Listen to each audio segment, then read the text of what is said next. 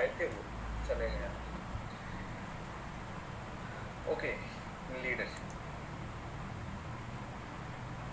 Gift, gift नहीं, मैं gift नहीं देता हूँ, कैश में डील करते हैं, समझ रहा हूँ। गिफ्ट वाले दिन तो पैदा ही नहीं हुए थे। और गिफ्ट देना बड़ा एक मुश्किल काम है यार। किसी को गिफ्ट दो, उसको पसंद ना आए तो क्या इज्जत रह जाती है। इससे अच्छा आप उसको पैसे दो और उससे बोलो कि जो तेरे को इससे लेना तो ले ले, है ना। अब आपको किसी की पसंद थोड़ी ना पता होती है, और हर साल देना ही है तो अब कितने गिफ्ट देते रहोगे ना। इस वजह से कैश में डीलिंग सबसे बेस्ट होती है, सबसे बेस्ट है।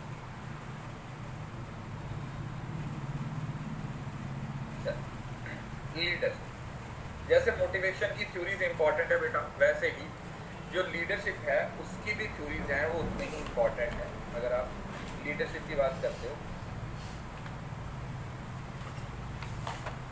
मोटिवेशन के साथ साथ लीडरशिप की थ्योरीज भी क्या है, काफ़ी इंपॉर्टेंट है। तो इसको भी अच्छे से समझना है, एक एक चीज़ पे फोकस करने की कोशिश करनी है कि लीडरशिप क्या है और किस तरीके से इसके सवाल है वो पूछे जाए। तो पहले तो बेसिकली लीडरशिप का मीनिंग क्या है। Leadership is setting and achieving goals, tackling the competition and solve problem decisionally and. मतलब लीडरशिप के अंदर बेसिकली ये होता है कि एक ग्रुप है। मोटिवेशन की थ्योरी पेंडिंग है क्या? मुझे तो लगा खत्म हो गया। मोटिवेशन पेंडिंग है क्या? अच्छा रुको, अरे वो काफी दिन हो गए ना, मुझे लगा शायद मैंने करवा दिया। वो भी अपलोड कर देते, देख लेना तो एक बार। बड़ी एक्स की याद आ रही है तो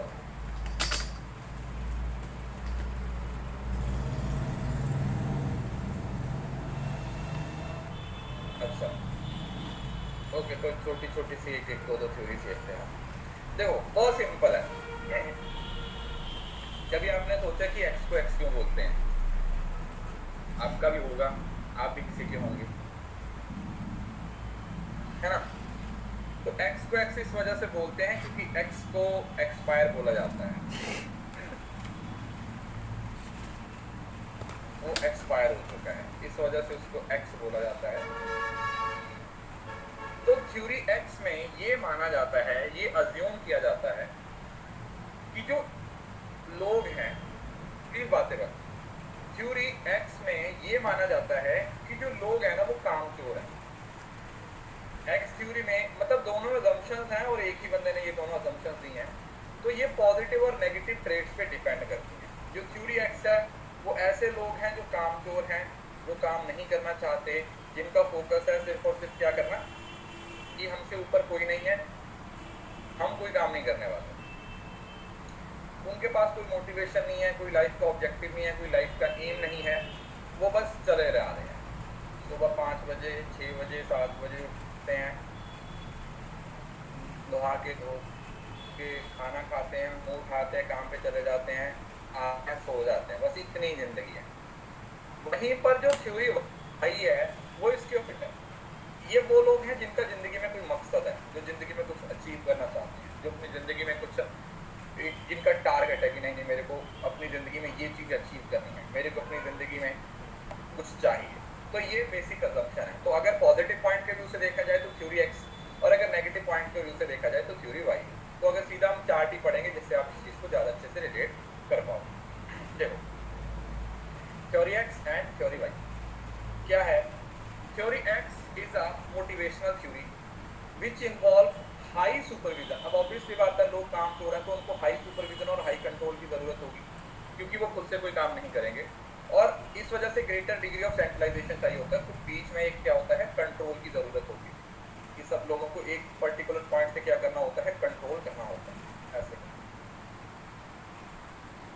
जो थ्योरी वाई है ये क्या है, वर्कर्स आर सेल्फ डायरेक्टेड, की लोग हैं सेल्फ डायरेक्टेड हैं और सेल्फ मोटिवेटेड है, सेल्फ डायरेक्टेड है और सेल्फ मोटिवेटेड हैं for growth and development and take active part of decision making. तो वो खुद से डिसीजन मेकिंग में क्या करते हैं, एक इंपॉर्टेंट रोल है वो अपना प्ले करते हैं। यहाँ पर क्या होता है, ये कोई रिस्पॉन्सिबिलिटी नहीं लेना चाहते हैं, ठीक है, ये रिस्पॉन्सिबिलिटी को क्या करते हैं, अवॉइड करते हैं, दे अवॉइड, और ये एक्सेप्ट करते हैं रिस्पॉन्सिबिलिटी को और चाहते हैं कि कोई इन्हें रिस्पॉन्सिबिलिटी दे, ये अकाउंटेबिलिटी पे फोकस करते हैं। इनकी जिंदगी का कोई मकसद नहीं है, कोई एम्बिशन नहीं है, लिटिल और नो एम्बिशन, ये बोलते हैं कि क्या ही है, कुछ नहीं है, समझो, खा लिया पी लिया सो लिया नहा लिए और मर गए बस। ये हाईली एम्बिशियस होते हैं, मतलब इनके एम होते हैं कि मेरे को जिंदगी में यहाँ पर जाना है, मेरे को जिंदगी में ये अचीव करना है। तो ये थ्योरी वाई के हिसाब से, मतलब यू, ये काम को पसंद नहीं करते हैं, कामचोर होते हैं, और इस वजह से यहाँ पर जो लीडर स्टाइल होता है वो क्या होता है, ऑटोक्रेटिक होता है। ऑटोक्रेटिक इन द सेंस कि इन लोगों को ऑटोक्रेटिक तरीके से क्या किया जाता है, आगे बढ़ाया जाता है। ऑटोक्रेटिक तरीके से इनको मोटिवेट करने की कोशिश की जाती है कि आप अपनी ज़िंदगी में कुछ अचीव कर सकें। और ये नेचुरल होते हैं, इनको काम पसंद होता है, और ये डेमोक्रेटिक, समझ रहे हो ना, मिलजुल के काम किया जाता है। यहाँ पर अथॉरिटी है वो सेंट्रलाइज में होगी क्योंकि डरा धमका के इनसे काम लिया जाता है। यहाँ पर डिसेंट्रलाइज होगी, ठीक है, मतलब सब सेपरेटेड होगा। कंट्रोल है लीनियंट, यहाँ पर टाइट और यहाँ पर लीनियंट होगा। टाइट का मतलब फोकस, मतलब समझ रहे हो ना, क्योंकि ये खुद से कोई काम नहीं करेंगे तो इनसे काम करवाने के लिए टाइट कंट्रोल की जरूरत पड़ती है। यहाँ पर लीनियंट कंट्रोल होता है कि ठीक है कोई बात नहीं, आराम से चलते। यहाँ पर कोई सेल्फ मोटिवेशन नहीं है, अंदर से कोई आवाज़ नहीं आती कि ज़िंदगी में कुछ अचीव करना है, बस धक्के हैं। ज़िंदगी में क्या अचीव करना है, कुछ फोकस नहीं है, बस सीधा है कि ज़िंदगी में धक्के खाने हैं। और ये एकदम से सेल्फ मोटिवेटेड होते हैं, ज़िंदगी में कुछ अचीव करने के लिए तैयार रहते हैं। They always want to achieve something, क्या करना चाहते हैं, ये कुछ ना कुछ अपनी ज़िंदगी में अचीव करना चाहते हैं। Direction, constant direction is required, इनको बार बार बताना पड़ता है, इधर चलो इधर चलो इधर चलो, है ना, इनको बताना पड़ता है। यहाँ पर नो डायरेक्शन इज रिक्वायर्ड, यहाँ पर किसी तरीके की कोई डायरेक्शन रिक्वायर्ड नहीं। फोकस ऑन, इनका फोकस किस पे होता है, psychological needs and security needs, मतलब जो पहले मास्लो की थ्योरी में जो नीचे की 2 नीड्स होती हैं वो, और जो बाकी की 3 नीड्स हो जाती हैं वो इसका पार्ट बन जाता है। समझ रहे हो ना, अगर मैं ऐसे बनाऊँ, अगर आप मास्लो की थ्योरी को देखते हो तो 1 2 3 4 और 5, तो ये जो नीचे की 2 नीड्स हैं ये किसकी हैं, ये थ्योरी एक्स की हैं, और ये जो ऊपर की 3 नीड्स हैं ये थ्योरी वाई, थ्योरी वाई, ठीक है, थ्योरी एक्स और थ्योरी वाई। क्लियर है, किसी को इस बात में भी दिक्कत? तो ये थ्योरी एक्स और वाई है जिसको आप लोगों ने क्या करना है, याद रखना। अब इन्हीं को एक्स वाई जेड के, एक्स वाई को फोकस बना के एक ना थ्योरी जेड भी आ गई, समझ रहे हो ना। इनको मतलब मेरे को आज तक समझ नहीं आया कि ये नाम से थ्योरी बनाने का क्या मतलब है यार। कोई नाम में मीनिंग छिपा हुआ तो समझ लो, है ना। मास्लो नीड हायरार्की थ्योरी तो समझ आता है कि यार नीड हायरार्की, एक्स क्या है आप समझ लो, वाई जेड सी थ्योरी, सी थ्योरी से क्या समझे बताओ।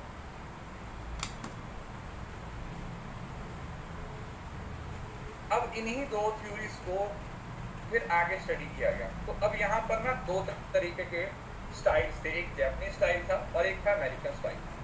तो ये जो अमेरिकन स्टाइल था वो यूज किया जाता था एक्स वाई और थ्योरी में। तो इन दोनों थ्योरीज को फोकस बना के एक नई थ्योरी बनाई गई जेड, आउची के द्वारा। इसको किसके द्वारा बनाया गया था, विलियम आउची के द्वारा। और जो थ्योरी एक्स और वाई थी वो किसकी थी, डॉगलस मैकग्रेगर। एक्स और वाई थ्योरी किसके द्वारा दी गई, डॉगलस मैकग्रेगर के द्वारा दी गई। और जो थ्योरी जेड थी वो किसके द्वारा दी गई, वो दी गई आपकी विलियम आउची के द्वारा। उसने क्या कर दिया, उसने ना जो अमेरिकन स्टाइल था, उसने अमेरिकन स्टाइल और जापानीज स्टाइल को स्टडी किया और उन दोनों को कंबाइन करके उनका एक ब्लेंड सा बना के, उनका एक मिक्सचर सा बना के क्या कर दिया, थ्योरी जेड को बना दिया। नहीं थ्योरी के ईयर याद करने की जरूरत नहीं, तो उनका एक ब्लेंड बना दिया जापानीज। अब इसके अंदर कुछ उसने अजम्पशन थी, इसकी जो अजम्पशन था वही इंपॉर्टेंट है। जिसने बोला कि लोगों को जो एम्प्लॉयमेंट दिया जाता है वो स्टेबल रहता है, स्टेबल रहेगा तो प्रोडक्टिविटी रहेगी। देखो एक कंपनी है, वहां पर आप जॉब कर रहे हो और आपकी जॉब सिक्योरिटी है ना, ये तो आपकी एक जॉब सिक्योरिटी है। तो उस जॉब सिक्योरिटी से आप लोग क्या कर सकते हो, उस जॉब सिक्योरिटी से आप लोगों को क्या होगा, जॉब सिक्योरिटी से आप लोग कुछ फिर अच्छे से काम करोगे। जब मुझे पता है कि इस काम से मुझे निकाला नहीं जाएगा तो मैं अपना 100% दूंगा, समझ रहे हो ना। सिंपल बात है कि जो जॉब में जो काम मैं कर रहा हूँ, जहाँ पर मैं काम कर रहा हूँ, अगर मेरा वहां पर वो पढ़ते हो ना, हेनरी फ्यूल ने भी ये बात की, क्या बोलते थे उसको, क्या थी उसकी क्या नाम क्या होता है, टेन्योर है ना, कुछ ऐसी सेंट्रलाइजेशन में था वो, जो 14 प्रिंसिपल दिए थे उसमें टेन्योर के बारे में कुछ था, एक कुछ एग्जैक्ट क्या था मुझे याद नहीं है। वहां पर भी इसी चीज के बारे में बोला गया था, यहाँ पर भी इसी चीज के बारे में बोला गया था, क्योंकि देखो जहां पर आप काम कर रहे हो, स्टेबिलिटी ऑफ टेन्योर, हाँ कुछ ऐसा था। अगर आपको पता ही नहीं है कि यहाँ पर मैं काम करूंगा या नहीं है, फॉर एग्जाम्पल मैं कहीं पे काम कर रहा हूँ, अचानक से रातों रात एक ऐसा रूल आता है और हमें बोला जाता है कि आपको काम करना है तो करो, नहीं तो जाओ। अगर इस तरीके की चीज हो जाती है तो ऑब्वियसली बात है कोई भी बंदा काम नहीं करेगा, क्योंकि उसकी स्टेबिलिटी है, तो वहां पर जाना काम करना वो पसंद करेगा या खुद का काम करना पसंद करेगा जहां पर उसको है कि नहीं भाई रिस्क। तो अगर एक जॉब सिक्योरिटी है तो स्टेबिलिटी, प्रोडक्टिविटी, मोरालिटी और सेटिस्फेक्शन, ये सारी चीजें लीड करती है। ये सारी चीजें क्या करती है, लीड करती हैं। So loyalty is increase by offering them a job for life with a strong focus on employees. ठीक है, एक अच्छा फोकस हो एम्प्लॉइज का, well belong both on job as well as their private life, जिसमें उसको उनको जॉब के साथ साथ उनकी जो प्राइवेट लाइफ है उस पर भी क्या काम करने का मौका।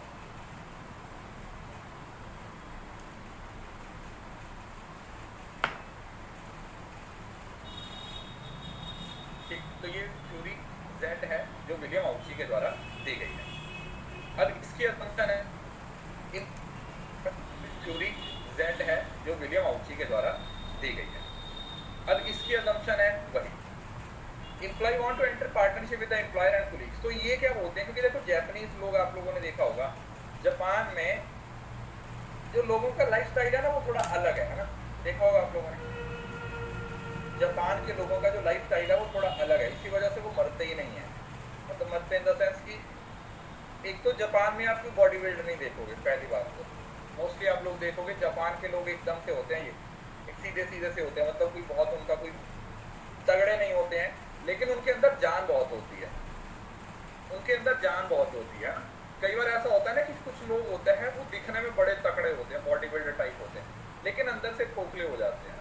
आप लोगों ने देखा होगा जो बॉडी बिल्डर्स होते हैं वो इतने ज़्यादा इंजेक्शन लगाते हैं, इतनी ज़्यादा स्टेरॉइड्स देते हैं कि बाहर से देखने में वो जितने मर्जी तगड़े हों, लेकिन अंदर से एकदम से खोखले हो जाते हैं। कुछ लोग होते हैं जो बाहर से दिखने में ठीक ठाक लगते हैं, लेकिन अंदर उनके जान होती है, क्योंकि उनके अंदर सारी चीज़ें नेचुरल होती है। तो जैपनीज लाइफस्टाइल वैसा ही है। तो ये उसी चीज़ को बोलते हैं कि ये एक पार्टनरशिप में जाना चाहते हैं, एम्प्लॉइज के साथ मिलकर काम करना चाहते हैं, अच्छे कनेक्शन बनाना चाहते हैं। तो उन्होंने क्या असम्पशन दी कि पहला तो कोऑपरेटिव रिलेशनशिप हम बिल्ड करें। What we will do, we will build cooperative relationship, कि लोगों के साथ जो अच्छे रिलेशनशिप है उनको बिल्ड करने की कोशिश करेंगे। डेवलप स्किल्स, अच्छे स्किल्स को डेवलप करने की कोशिश करेंगे। कलेक्टिव डिसीजन, मिलजुल के डिसीजन लिया जाएगा और सेल्फ डिसिप्लिन पे क्या किया जाएगा, ज़्यादा फोकस किया जाएगा। तो ये थ्योरी Z की असम्पशन है। ठीक है, ये वाला जो चार्ट है ना ये थोड़ा सा इंपॉर्टेंट है कि मिलजुल के काम करेंगे, लोगों के बीच में अच्छी बॉन्डिंग होगी, लोगों को काम के लिए फोकस किया जाएगा, क्या बोलते हैं इन्वॉल्व किया जाएगा। इंटीग्रेटेड ऑर्गेनाइजेशन, सारी ऑर्गेनाइजेशन मिलकर एक ही चीज़ पे फोकस कर रही है, कोऑर्डिनेशन की बात की जा रही है। दूसरा इनफॉर्मल कंट्रोल सिस्टम और ह्यूमन सोर्स डेवलपमेंट। क्लियर है?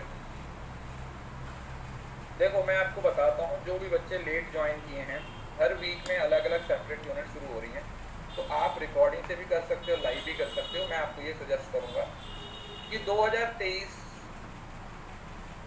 में मैंने जितने भी कोर्स पढ़ाए हैं वो सब अपडेटेड कोर्स है। तो अगर आप 2023 का कोई जनवरी का कोर्स भी उठा के पढ़ोगे ना तो वो भी फुली अपडेटेड होगा।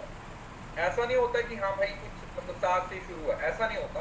बस ये होता है कि वो एक कंपनी को एक बैच की तरह लॉन्च करना होता है। अदरवाइज आपको कोई यूनिट पढ़नी है, आपको इनकम टैक्स पढ़ना है तो जाके आप रिकॉर्डिंग से पढ़ सकते हो, आपको मार्केटिंग पढ़ना है तो आप रिकॉर्डिंग से पढ़ सकते हो, कोई दिक्कत नहीं। सारी चीज़ें अपडेटेड है, क्योंकि आपके सिलेबस ऐसा कुछ उसमें चेंज है वो नहीं होता, उसमें ऐसा कोई चेंज है वो नहीं होता। ऑटोक्रेटिक और डेमोक्रेटिक आगे चलेंगे, आगे की क्लास में हम पढ़ेंगे। तो ये तीनों का एक चार्ट है, कंपैरिजन अगर पढ़ना हुआ तो आप इसको पढ़ सकते हैं, ठीक है। थ्योरी एक्स क्या बोलती है कि लोग लेजी हैं, लोग काम चोर हैं, इस वजह से वो आगे नहीं बढ़ना चाहते। सब कुछ अपडेटेड है बेटा, हाँ पीपल और डेवलपमेंट भी एकदम। थ्योरी एक्स बोलता है कि लोग काम चोर हैं, थ्योरी वाई बोलता है कि लोग आगे बढ़ना चाहते हैं, और थ्योरी जेड क्या चाहता है कि लोगों को इन्वॉल्व किया जाता है, लोगों को जॉब सिक्योरिटी दी जाती है। उनको इन्वॉल्व करेंगे तो ऑब्वियसली बात है जो उनकी प्रोडक्टिविटी है वो क्या हो जाएगी, एनहांस हो जाएगी। उनकी जो प्रोडक्टिविटी है वो क्या हो जाएगी, वो इंक्रीज होगी।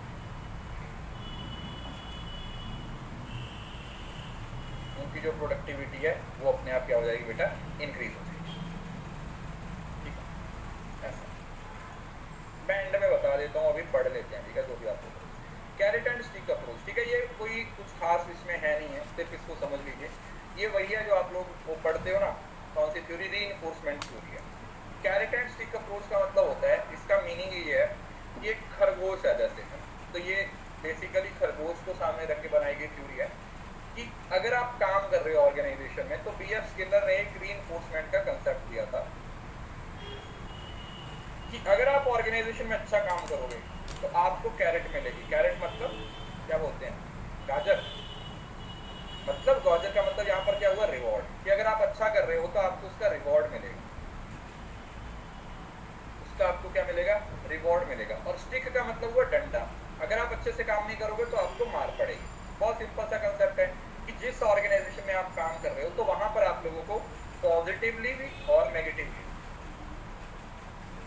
पॉजिटिवली प्लस नेगेटिवली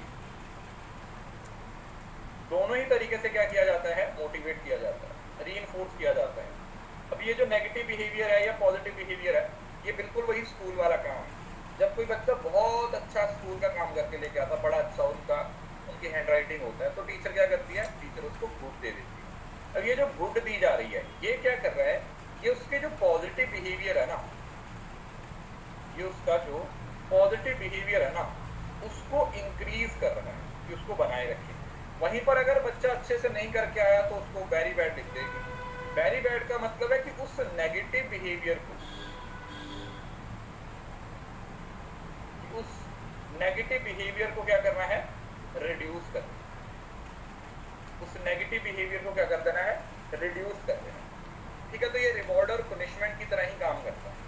ये किस तरह से काम करता है, ये रिवॉर्ड और पनिशमेंट की तरह काम करता है कि अगर आप अच्छा करोगे तो उसके लिए आप लोगों को रिवॉर्ड दिया जाएगा, आप लोगों को पॉजिटिवली आगे बढ़ने के लिए बोला जाएगा, और अगर आप कुछ गलत कर रहे हो, रॉन्ग डूइंग कर रहे हो, तो फिर आप लोगों को धक्के भी मारे जा सकते हैं, ठीक है। फिर आपको उस केस में क्या किया जा सकता है, धक्के भी मारे जा सकते हैं, आपको बाहर निकाल के फेंका जा सकता है, आपको बाहर निकाल के फेंका जा सकता है, ठीक है। किसी को इस बात में कोई दिक्कत बताइए, राइट, समझ आ गया। उसके बाद आता है आप लोगों की सेल्फ एफिकेसी थ्योरी। ये जो एल्बर्ट बेंडूरा वाली टीचिंग एप्टीट्यूड में भी हमने पढ़ा था, तो इसमें यही है कि कोई इंसान, सेल्फ एफिकेसी का मतलब होता है लोकस ऑफ कंट्रोल। एक तरीके से लोकस ऑफ कंट्रोल समझते हो, लोकस ऑफ कंट्रोल का मतलब क्या होता है, लोकस ऑफ कंट्रोल का मतलब होता है जो भी आप काम कर रहे हो, क्या आप अपने बिहेवियर को खुद डायरेक्ट कर पा रहे हो या नहीं, कि आप अपने बिहेवियर को खुद डायरेक्ट कर पा रहे हो या नहीं कर पा रहे हो। डायरेक्ट करने का मतलब क्या हुआ कि आप कुछ कर रहे हो, ऐसा तो नहीं है कि आपको कोई बंदा कुछ भी आके बोल दे तो आप ऐसा कुछ करना शुरू कर दो, नहीं। या आपको ऐसा लगे कि नहीं नहीं मेरे को किसी ने कुछ बोल दिया, मतलब कान के कच्चे होते हैं ना कुछ लोग, मैंने जो बोल दिया मेरे हिसाब से चलने शुरू। देखा होगा आपने, आपके बहुत सारे दोस्त होते हैं, फॉर एग्जाम्पल आपका कोई पक्का दोस्त है, आपका कोई बेस्ट फ्रेंड है। अब दो लोगों का रिश्ता कब खराब होता है, जब बीच में कोई तीसरा आता है, राइट।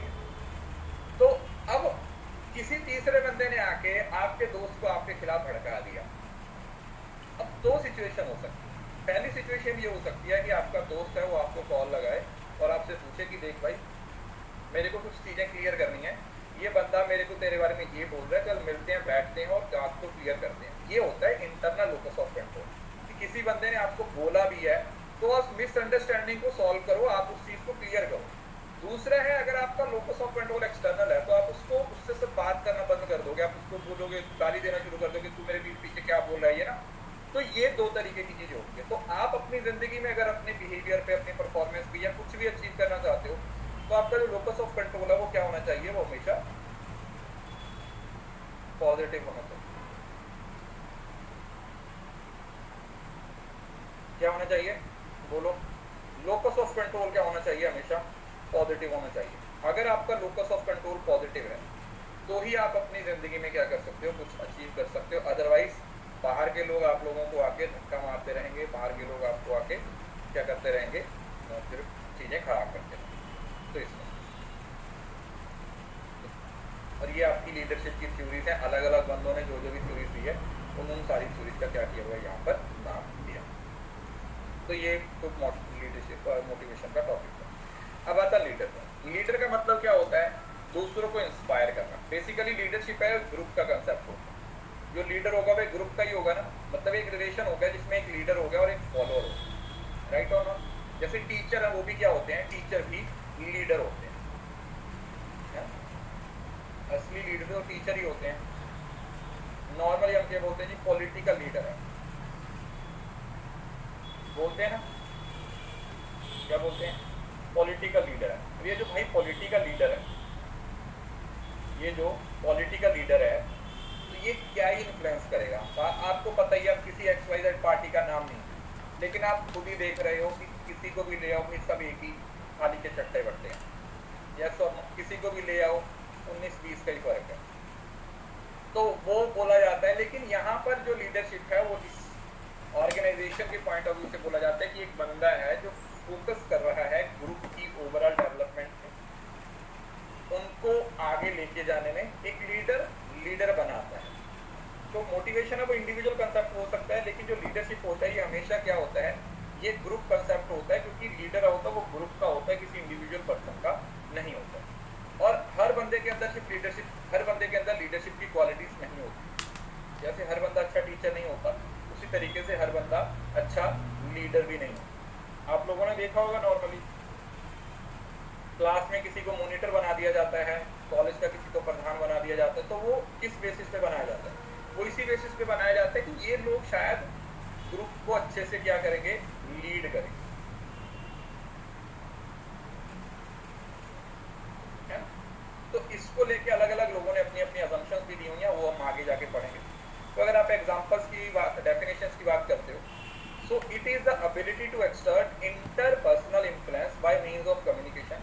ये लोगों के बिहेवियर को इन्फ्लुएंस करने की कोशिश की जाती है, जिसमें इंटरपर्सनल कम्युनिकेशन होता है, और लोगों को उनके गोल्स के प्रति प्रेरित किया जाता है। Since manager gets things done to people, their success depend on considerable extent upon the ability to provide leadership. ठीक है, तो एक लीडर है वो इन्फ्लुएंस करता है लोगों को, किस सेंस में, पॉजिटिव वे। कैसे उनको इन्फ्लुएंस करता है, किसमें, पॉजिटिव वे में, ताकि वो अपनी जिंदगी में क्या कर सकें, जो भी उस ऑर्गेनाइजेशन का एम है, जो उनका पर्सनल लाइफ का एम है, उसको क्या कर सके, वो अचीव कर सके। ठीक है, वो उसको क्या कर सके बेटा, अचीव कर सके। इन बिहेवियर को इन्फ्लुएंस करना एक लीडरशिप की क्वालिटी। तो डेफिनेशंस में कुछ नहीं, देख लो। It is the ability to secure desirable action from a group of follower voluntary without the use of coercion. Coercion का मतलब क्या होता है, कोर्शन का मतलब क्या होता है, फोर्स करना। मतलब लीडर होके आप फोर्स नहीं कर सकते किसी को, आप किसी के बिहेवियर को इन्फ्लुएंस करो, लेकिन आप डंडा लेके नहीं उससे कोई काम करवा सकते। क्योंकि जब आप किसी से डंडा लेके काम करवाते हो तो वो बंदा काम तो करेगा लेकिन दिल से नहीं करेगा, तो ऑब्वियसली बात है वो जो लिंक बनाया होता है उस चीज को अचीव करने वाला, वो अचीव नहीं होगा, वो अचीव नहीं हो पाता। ठीक है, तो ये एक बेसिक डेफिनेशन है किसकी, leadership. This is the basic definition of leadership. किस तरीके से लीडरशिप के अंदर ये सारी चीजें हैं वो काम करती हैं। This is how leadership works. अब लीडरशिप के कैरेक्टरिस्टिक्स की बात किया। Leadership imply the existence of follower. देखो भाई, अगर आपके फॉलोअर ही नहीं है तो लीडर नहीं हो गया ना। बोलो कि मैं तो लीडर हूँ, पीछे मुड़ के देखते हो कोई बंदा ही नहीं आपके पीछे, है ना। लीडर का मतलब तो फॉलोअर होना भी जरूरी है ना। अब कोई बंदा बाप है, बाप होने का क्या मतलब है, उसका कुछ बच्चे होंगे, बोले कि मैं तो बाप हूँ, बच्चा है नहीं उसका, कोई उसके बच्चे हैं नहीं, तो वह बाप किसका है, समझ लो ना। तो एक रिलेशन है जिसके अंदर फॉलोअर्स का होना जरूरी है। अब वो नहीं है कि रिश्ते में हम तुम्हारे पास लगते हैं, वो वाला नहीं। एक्चुअली में अगर कोई बंदा लीडर है तभी लीडर है अगर उसके पीछे बहुत सारे फॉलोअर्स। विदाउट फॉलोअर्स लीडरशिप नहीं। लीडरशिप में एक कम्युनिटी होती है, एक इंटरेस्ट होता है और लोग अपने लीडर पे भरोसा करते हैं। जैसे नॉर्मली क्या बोला जाता है, नेपोलियन बोनापार्ट की एक ना कोट है, वैसे इंग्लिश में है लेकिन मैं आपको हिंदी में समझाता हूँ। उसने एक बहुत अच्छी एग्जांपल दी थी, मतलब दुनिया के बहुत बड़े राजाओं में से एक राजा हुआ है वो। उसके एक कोट है जिसके अंदर उसने बताया कि आप 2 फौज बनाओ,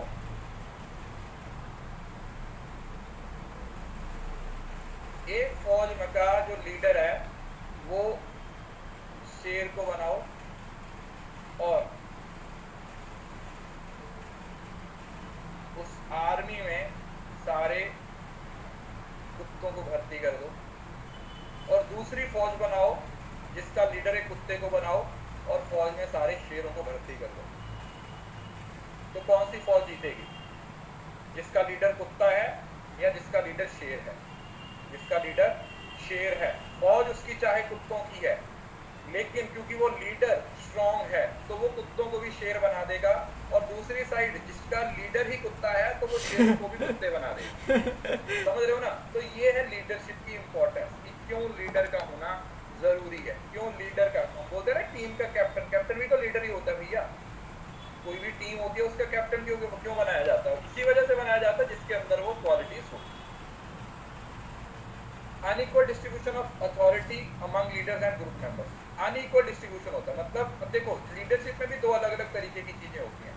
कुछ लीडर ऐसे होते हैं, अभी मैं आपको पढ़ाऊंगा ट्रांजैक्शनल और ट्रांसफॉर्मेशनल लीडरशिप का कंसेप्ट है, जहां पर ये बोला जाता है कि एक होता है ट्रांजैक्शनल लीडर और एक होता है ट्रांसफॉर्मेशनल। ट्रांजैक्शनल लीडरशिप पता कौन सी होती है? ये वो वाली लीडरशिप होती है जहां पर क्या किया जाता है, जहां पर जो लीडर होता है उसका काम होता है सिर्फ लोगों को रिवॉर्ड पनिशमेंट देके अपना काम करवाना, है ना?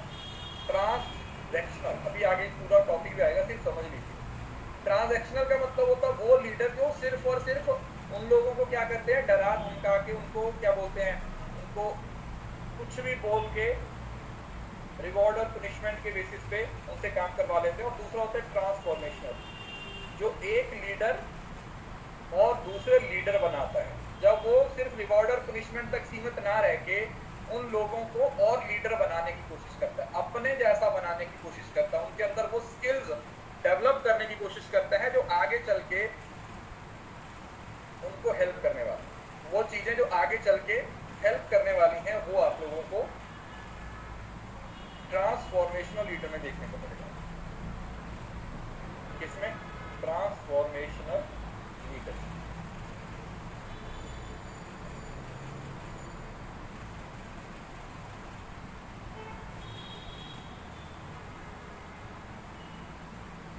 ट्रांसफॉर्मेशनल लीडर्स क्या बोलते हैं उसको? Transformational leaders. ठीक है। देन आता है leadership is the function of stimulation.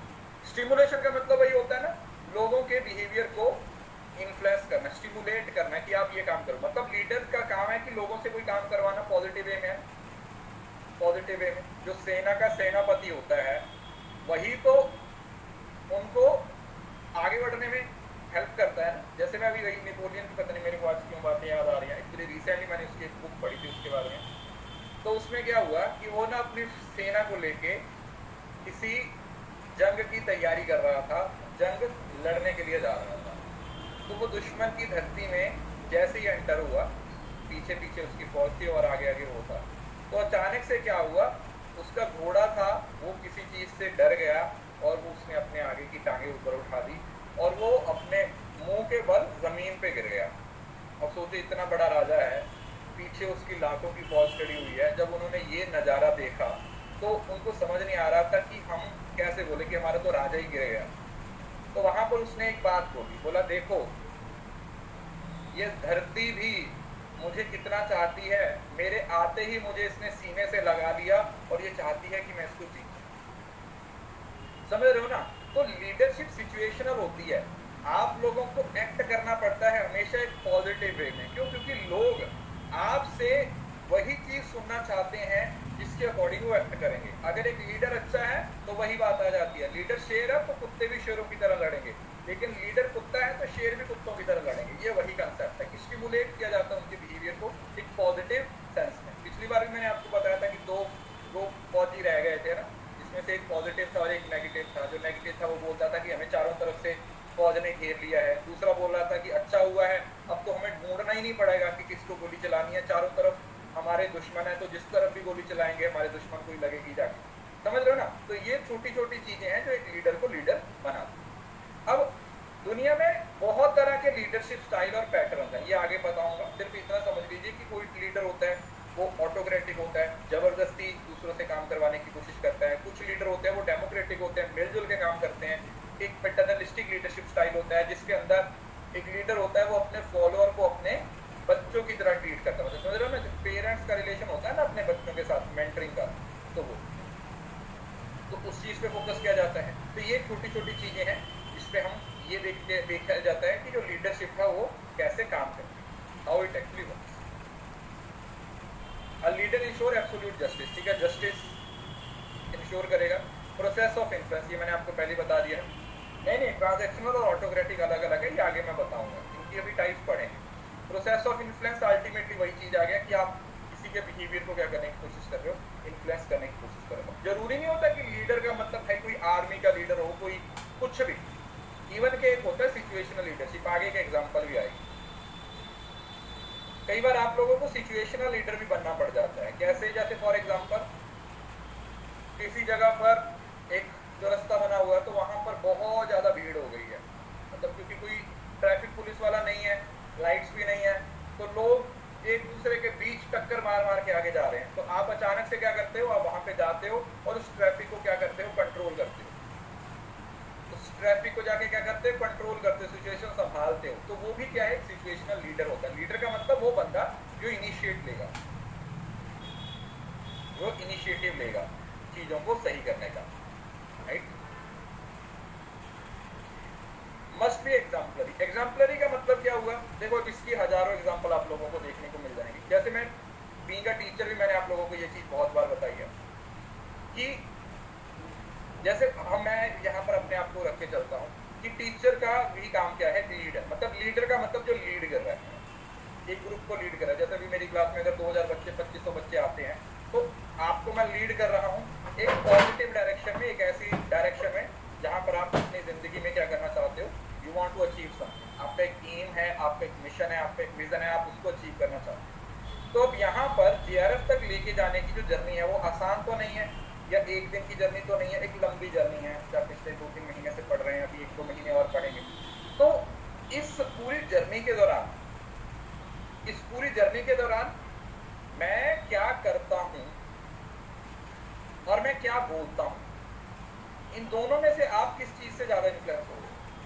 जो मैं करता हूँ या मैं जो बोलता हूँ? ऑब्वियसली बात है जो मैं करूंगा या जो मैं करता हूँ, आप उस चीज से ज्यादा इन्फ्लुएंस हो। समझ लो, मैं आपको बोलूँ कि बेटा मेहनत करो मेहनत करो मेहनत करो, और मैं खुद 4-4 5-5 दिन गायब रहता हूँ, तो आप कैसे एक्सपेक्ट कर सकते हो कि आप मेहनत करोगे?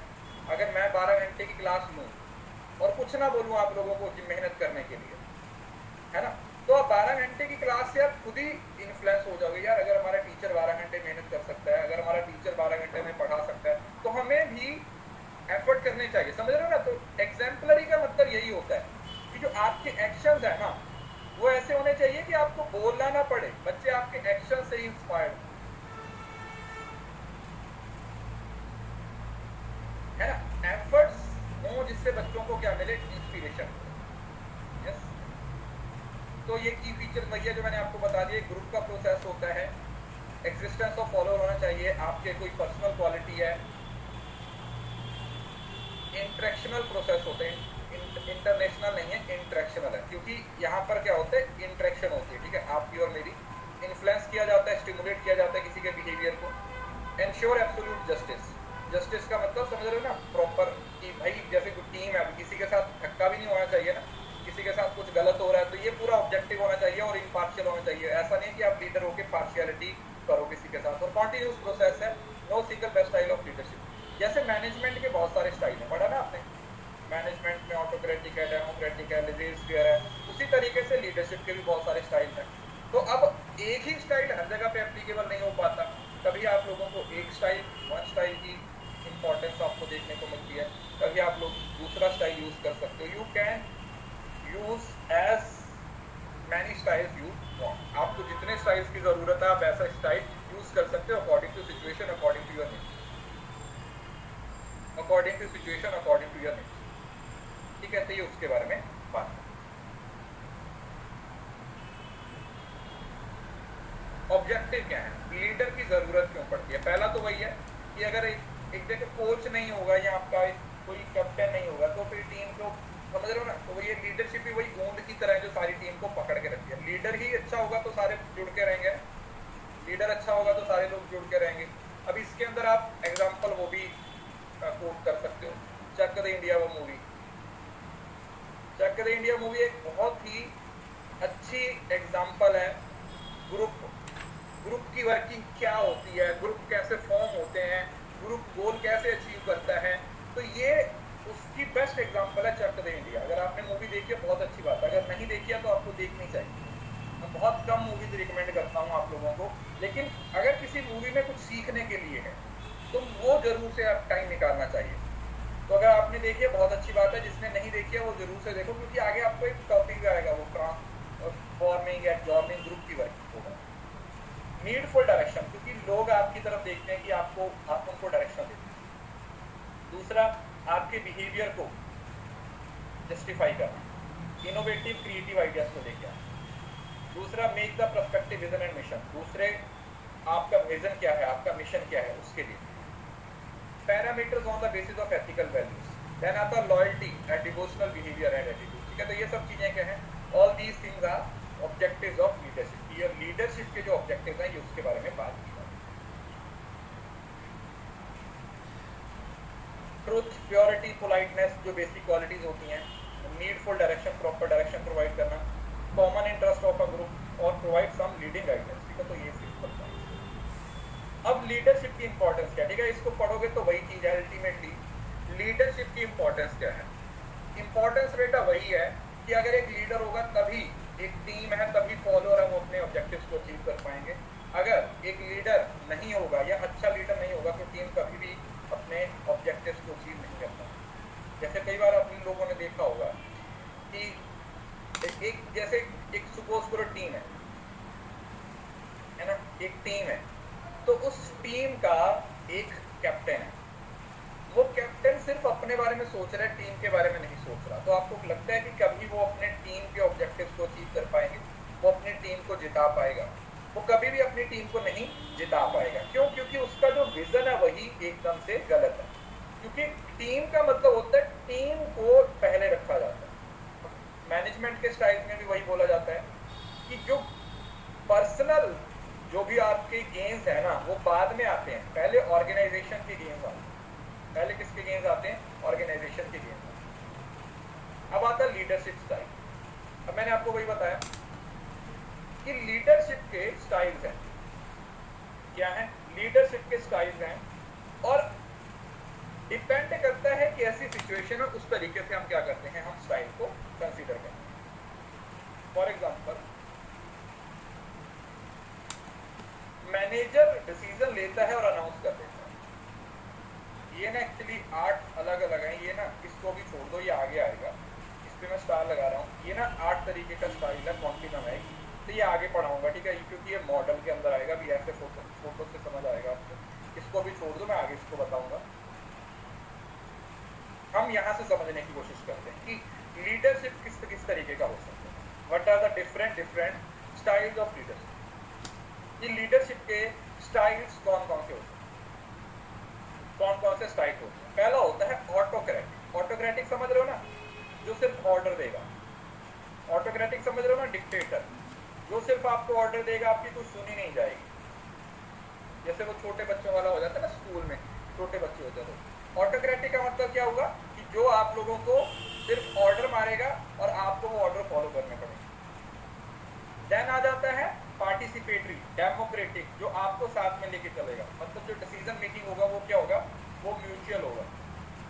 जो डिसीजन होगा वो मिलजुल के लिया जाएगा। जो डिसीजन है वो हम मिलजुल के लेंगे, जो डिसीजन है वो क्या लिया जाएगा बेटा, मिलजुल के लिया जाएगा। देन आ जाता है लेजेज फेयर, फ्री रेन, जब लीडर अपनी रिस्पॉन्सिबिलिटी से साइड हो जाता है और सारा बर्डन किस पे डाल देता है, फॉलोअर्स पे डाल देता है, मतलब लीडर्स का रोल ही खत्म हो जाता है, फॉलोअर्स जो करें उनकी इच्छा है। देन आ जाता है पैटर्नलिस्टिक, पैटर्नलिस्टिक बताया था जहां पर पेरेंट्स की तरह वो आप लोगों को ट्रीट करता है, यहाँ पर जो रिलेशन होता है वो एक मेंटोर का हो जाता है, किसका हो जाता है, मेंटोर का हो जाता है। तो वो आप लोगों को माँ बाप की तरह क्या करता है, गाइड करता है, अब पेरेंट्स की तरह वो आपको गाइड करेगा अपनी जिंदगी में आगे बढ़ना, जैसे पेरेंट्स गाइड करते हैं उस तरीके से वो आपको क्या करेगा, गाइड करेगा अब आपकी जिंदगी में चीजों को अचीव करना। ठीक है, क्लियर है, समझ आ गया? इस बात में किसी बच्चे को कोई दिक्कत, इस बात में किसी को कोई तकलीफ, कुछ समझ नहीं आया हो तो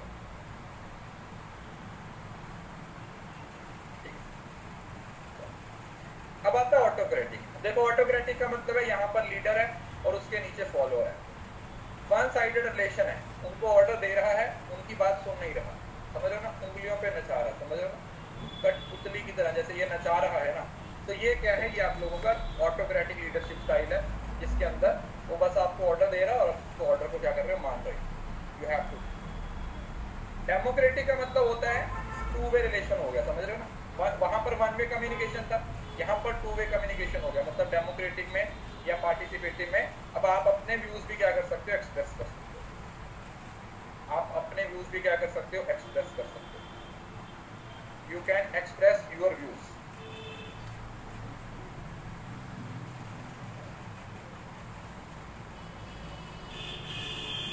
राइट,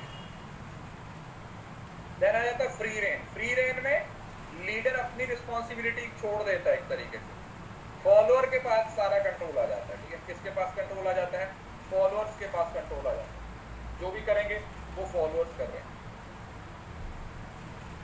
जो भी कर रहे हैं फॉलोअर्स कर रहे हैं, उनकी जो इच्छा है वैसे कर रहे हैं, मतलब लीडर की रिस्पॉन्सिबिलिटी खत्म हो गई। अब देखो ऑटोक्रेटिक का मतलब वही हुआ। अब अभी ना जब आप लीडरशिप की थ्योरी में पढ़ोगे तो दो चीजें बहुत आएंगी, मैं आपको अभी क्लियर कर देता हूँ, आगे चल के नहीं तो फिर दिक्कत क्रिएट करेगी। लीडरशिप की सारी थ्योरीज दो बेसिक कंसेप्ट पे काम करती है,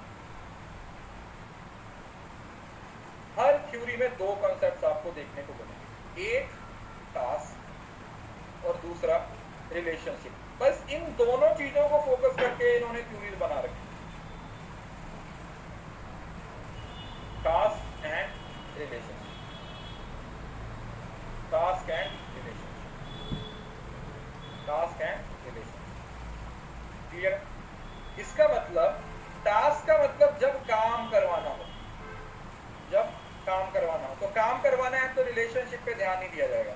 रिलेशनशिप का मतलब है जब काम को प्रायोरिटी ना देके लोगों के साथ अच्छे रिलेशन बनाए जाते हैं, ये सोच के कि अगर उनके साथ अच्छा रिलेशन होगा तो वो काम वो खुद ब खुद ही करते हैं, मतलब ये एक तरीके से डेमोक्रेटिक अप्रोच हो जाएगी, और ये क्या हो जाएगी, ये ऑटोक्रेटिक।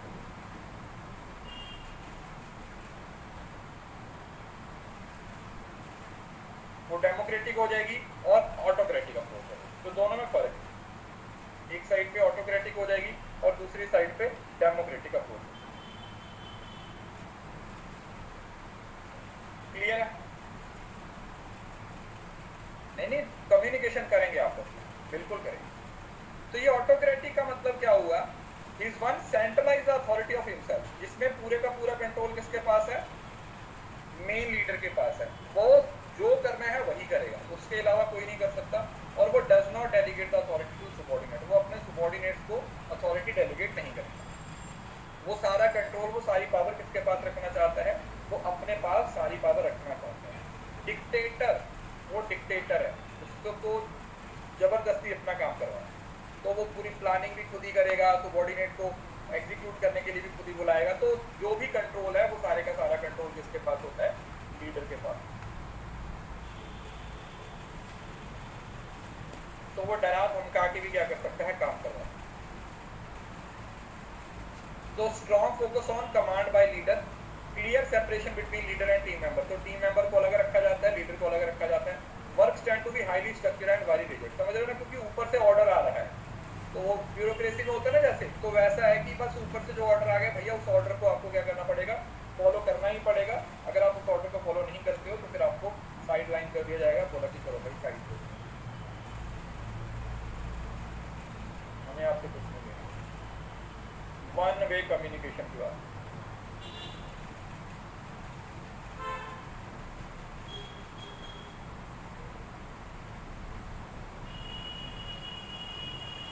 कौन से कम्युनिकेशन की?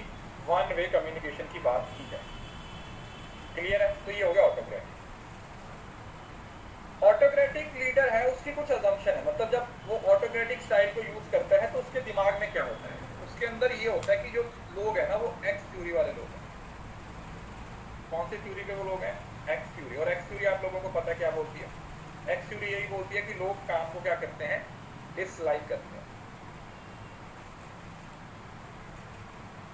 पीपल डिसलाइक द वर्क, लोग कामचोर हैं। दूसरा, if his subordinates were intelligent he would be not ready to be subordinate, क्योंकि उसे लगता है कि भाई अगर कोई बंदा मेरे से नीचे है ना, वो इसी वजह से नीचे है क्योंकि वो मुझसे कम इंटेलिजेंट है या मुझसे वो कम काम करता है। दूसरा, तो उसको अनइंटेलिजेंट लगते हैं नीचे वाले, इररिस्पॉन्सिबल लगते हैं, तो इस वजह से वो पावर को भी डिस्ट्रीब्यूट नहीं करना चाहता। तो उसके दिमाग में ये है कि अगर मैंने इनको पावर दे दी तो पहली बात तो इनसे कुछ होगा नहीं। दूसरा, अगर भाई ज़्यादा ही आगे हो गए तो हो सकता है मेरे को अपनी पोजीशन से हाथ होना पड़े, मेरे को अपनी पोजीशन से क्या होना है, जब हाथ होना पड़ सकता है, ऐसा होना।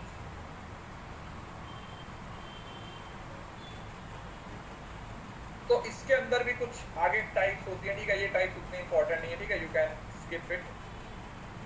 देन आता है पार्टिसिपेटरी और डेमोक्रेटिक लीडरशिप। अब ये वो वाले होते हैं जो डिसीजन लेते हैं मिलजुल, जो इन्वॉल्व करना चाहते हैं। डेमोक्रेसी का मतलब समझ लो ना, for the people, by the people, to the people, कि लोगों के लिए, लोगों के द्वारा शासन किया जाता है। जैसे इंडिया के अंदर डेमोक्रेसी है, तो ये टीम अप्रोच की तरह काम होता है।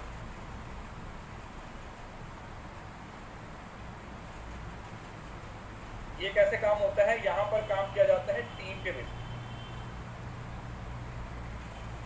इसके बेसिस पे, टीम के बेसिस पे, कि जो टीम है वो कैसे आगे बढ़ेगी। तो इसमें जो डिसीजन मेकिंग होगा वो भी क्या किया जाएगा, वो भी सॉलिड तरीके से मिलजुल के लिया जाएगा, और बाकी सारी चीजें भी क्या होंगी, वो अच्छे तरीके से क्या किया जाएगा, फोकस किया जाएगा।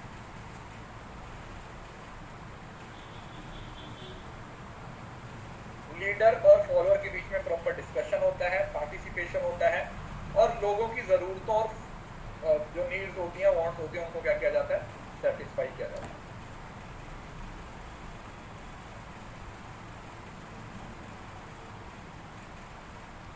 ठीक है। Therefore he not only issue order but interrupts them and see if the employees have necessary skills। वो देखता है कि उनके अंदर स्किल्स हैं। टीम अप्रोच लिखा हुआ है ना, तो ये कौन सी अप्रोच है? It is nothing, it is a team approach. इसका मेन फोकस क्या है? इसके अंदर हम फोकस कर रहे हैं टीम पे। We are just focusing on team. हमें सिर्फ और सिर्फ किस पे फोकस करना है? We need to work on the team. हमें टीम पे फोकस करना है, राइट? तो इस वक्त अब इसकी अजम्पशन क्या है? इसकी अजम्पशन ये है कि नीचे वाले लोग हैं वो इंडिपेंडेंटली काम कर सकते हैं, अगर उनको प्रॉपर्ली गाइड किया जाएगा, डंडा मारने की बजाय उनको मिलजुल के आगे बढ़ाया जाएगा, तो इस वजह। और मिस्टेक्स होते हैं उसको सीरियसली नहीं लिया जाता। मिस्टेक्स को क्या माना जाता है? स्टेपिंग स्टोन्स टू सक्सेस माना जाता है। कि अगर कोई गलती कर रहा है तो इसका मतलब वो एक स्टेपिंग स्टोन है सक्सेस की तरफ, कि आज गलती की है तो कल उसको वो सुधार भी देगा, कि अगर आज कोई गलती की है तो आने वाले समय उस गलती को क्या किया जा सकता है, करेक्ट भी किया जा सकता है।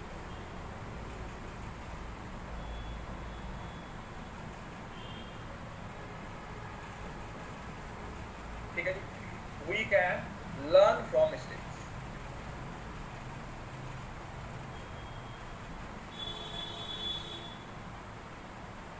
We can learn from our mistakes। ठीक है।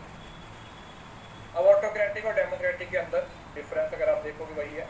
यहाँ पर पावर सेंट्रलाइज है, अथॉरिटी सेंट्रलाइज है, यहाँ पर डिसेंट्रलाइज है। एप्रोप्रिएट में सबॉर्डिनेट्स आर अनस्किल्ड, जो नीचे वाले लोग हैं वो उतने अच्छे नहीं है, काम नहीं करते हैं। एप्रोप्रिएट में टीम मेंबर्स आर एक्सपीरियंस्ड, ये आ गया। थ्योरी एक्स पे फोकस है, थ्योरी वाई पे। हाई लेवल ऑफ कंट्रोल है, और ऑटोनॉमी कम होती है और टास्क ओरिएंटेड होता है। और ये देखा ना, रिलेशन ओरिएंटेड, ऑटोनॉमी ज़्यादा दी जाती है और लो लेवल ऑफ कंट्रोल होता है। क्या समझ आएगा? दोनों लीडरशिप स्टाइल का। देन आ जाता है लेज़ी स्फीयर। अब देखो ये मैंने आपको पहले बताया था, इसमें वो कोई गाइड नहीं करते हैं, वो साइड पे हो जाते हैं। जो भी कर रहे हैं वो टीम वाले लोग खुद से ही करते हैं, जैसे आपका पीएचडी का लेवल हो जाता है। A free leader does not lead, वो लीड नहीं करता बट गिव फुल फ्रीडम, उनको पूरी फ्रीडम दे दी जाता है, क्योंकि उसको अवॉइड वो पावर और ट्रस्ट को क्या करता है, उससे भागता है, वो नहीं चाहता। It does not directly subordinate, there are giving them complete freedom of operation, तो उनको पूरा फ्रीडम दे देता है ऑपरेशंस का कि आपको जो करना है, जैसे करना है आप करो। उनको ऑपरेशंस की क्या दे दी जाती है, प्रॉपर फ्रीडम दे दी जाती है कि आपको जो करना है आप वो करिए, do what you want to. क्या हुआ? अब बोलता है कि आपको जो करना है वो करो, हमें उससे कोई लेना देना नहीं, आपको जो करना है वो करो, हमारा उसके साथ कोई भी लेना देना नहीं, we have nothing to do with it, हमें इसके साथ कोई किसी तरीके का लेना देना नहीं। तो अब इसकी क्या असम्पशंस हैं? He follow the rule of minimum exposure to accountability, कि भाई अकाउंटेबिलिटी से भागता है, वो रिस्पॉन्सिबिलिटी से भागता है, उसको कोई आइडिया ही नहीं है और अपने बारे में ज़्यादा फोकस है, सिक्योरिटी से ज़्यादा स्टेटस है। समझ रहे हो ना? कुछ लोग होते हैं जो लीडर होते हैं, उनको अपने स्टेटस से ज़्यादा इंपॉर्टेंस होती है, कुछ होता है सिर्फ सिक्योरिटी के लिए होते हैं। समझ रहे हो ना? जैसे कुछ लोग होते हैं उनको सिर्फ ये होता है कि अच्छा मैं लीडर हूँ तो मेरे को इतना पैसा मिल रहा है, दूसरा होता है कि नहीं नहीं मेरे को पावर भी मिली हुई है। तो ये डिपेंड करता है कि उसको अपने गोल्स की जब कोई नॉलेज ही नहीं है तो वो किसी को गाइड ही नहीं कर पाएगा, किसी को लीड नहीं कर। देन आता है पैटर्नलिस्टिक, ठीक है। ये लीडरशिप स्टाइल आया आप लोगों का एल्टन मायो के टाइम पर। लीडर अपने फॉलोअर को अपनी फैमिली की तरह कंसीडर करता है, उनके साथ एक अच्छा रिलेशन होता है फैमिली वाला, पेरेंट्स की तरह उनको गाइड करता है, उनको प्रोटेक्ट करता है और उनको खुश रखने की कोशिश करता है एज अ टीम मेंबर। तो जैसे आपके दादाजी हैं वो पूरे परिवार को बांध के रखते हैं, उसी तरीके से पैटर्नलिस्टिक लीडरशिप स्टाइल है, जिसके अंदर जो लीडर है वो पूरे परिवार को क्या करता रखता है, समेट के रखता है, पूरे परिवार को कंट्रोल में रखता है और जहाँ पर जब जिसको जो ज़रूरत होती है उसकी ज़रूरत को वो पूरा करने की कोशिश करता है, ठीक है। जिसको जो ज़रूरत नीड महसूस होती है वो नीड उसकी क्या की जाती है, फुलफिल की जाती है। क्लियर है? उसकी उस जरूरत को उस तरीके से क्या किया जाता है बेटा, पूरा किया जाता है। अब आता है ट्रांजैक्शनल और ट्रांसफॉर्मेशनल। अभी इसके बारे में मैं बात कर रहा हूँ, ठीक है। यहाँ पर समझ आ गया, ये चारों तरीके के लीडरशिप स्टाइल थे, बेसिक लीडरशिप स्टाइल है, तो हमने इसको डिटेल में पढ़ लिया। अब आता है ट्रांजैक्शनल। देखो ट्रांजैक्शनल पुराना कंसेप्ट है, इसको एक्सचेंज थ्योरी भी बोला जाता है, ठीक है, क्योंकि इसमें ना बस आपने याद रखना है ट्रांजैक्शन हो रही है किसकी, रिवॉर्ड एंड पनिशमेंट की। ये देखो फोटो भी लगी हुई है ना, तो यहाँ पर लीडर का काम, लीडर अपने फॉलोअर से काम करवाना है, उसके लिए वो या तो रिवॉर्ड देगा या फिर पनिशमेंट देगा, उससे कोई नहीं। बस उसका मतलब अगर उनका एक एम है बस उस एम को अचीव करना है, भाई उनकी डेवलपमेंट हो रही है, उससे उसको कोई फर्क ही नहीं पड़ रहा, उसको कोई फर्क नहीं पड़ रहा, वो अपनी मर्जी से क्या कर रहा है, चीजें कर रहा है। तो यहाँ पर एक ट्रांजैक्शन हो रही है, लीडर का काम है उनको ऑर्डर देना और नीचे वालों का काम है उस ऑर्डर को फॉलो करना, कोई भी बीच में कोई और टारगेट नहीं। तो ये वही मैक्स वेबर की कौन सी है, ब्यूरोक्रेसी से आई। मैक्स वेबर ने कौन सा कंसेप्ट दिया था, ब्यूरोक्रेसी का कंसेप्ट दिया था। कौन सा कंसेप्ट दिया था, ब्यूरोक्रेसी। हाँ ये भी स्टाइल ही है। तो इस कंसेप्ट को किसके द्वारा, बर्नार्ड बॉस ने 1981 के द्वारा, मतलब जो ट्रांजैक्शनल लीडरशिप है ये कौन से टाइम पे आती है, एग्जैक्टली 1981 में इसकी शुरुआत हुई। तो इसके अंदर क्या बोलते हैं कि जो लीडर है ना और फॉलोअर है उसके बीच में एक ट्रांजैक्शन हो रही है, गिव एंड टेक, है ना, समझ लो ना, गिव एंड टेक। लीडर ने एक ऑर्डर दे दिया और फॉलोअर ने उसके ऑर्डर को मान लिया, तो कहीं ना कहीं ये किसके साथ मैच होती है, ये एक ऑटोक्रेटिक अप्रोच के साथ मैच होती है। ऑटोक्रेटिक में भी तो ऐसा ही होता है ना कि लीडर होता है वो क्या करता है, वो सामने वाले को ऑर्डर देता है, क्या करता है, ऑर्डर देता है और उन लोगों के लिए उन ऑर्डर्स को क्या करना होता है, फॉलो करना जरूरी है।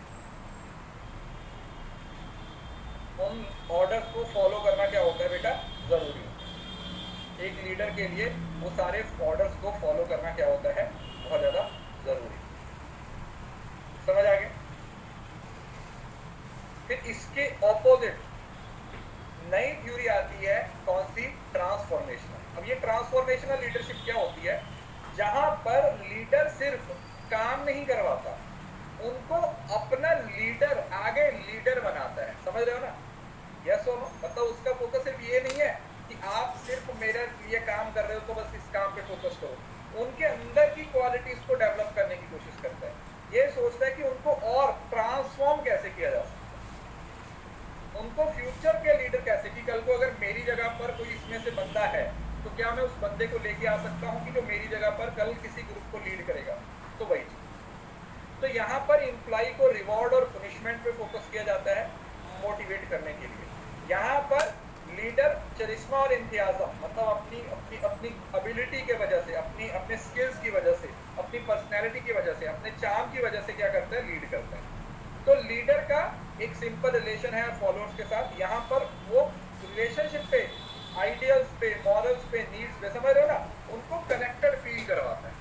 जैसे अगर आप एक बंदे के साथ या एक टीचर के साथ आपका ऐसा ही रिलेशन है, आप जो टीचर ने बोल दिया आपने सुन लिया, जो आपने कर दिया और खत्म, एक ये हो गया। दूसरा है कि टीचर आप लोगों को और भी बातें बताता है, आप टीचर के साथ अपने प्रॉब्लम्स को भी शेयर करते हो, टीचर आप लोगों को पढ़ाई से रिलेटेड और भी चीजें सिखा रहा है। तो आप कौन से टीचर से पढ़ना पसंद करोगे? ऑब्वियसली बात, आप भी ट्रांसफॉर्मेशनल टीचर से ही पढ़ना पसंद करोगे, जो आपकी ओवरऑल डेवलपमेंट की बात कर रहे हैं, जो आपकी ओवरऑल डेवलपमेंट की बात कर रहा है, जो इस चीज पे फोकस नहीं कर रहा है कि आप अपनी जिंदगी में सिर्फ इस काम के लिए लगे हुए हो तो इस काम को आप अचीव करें, इस काम को खत्म करने में लगे हो।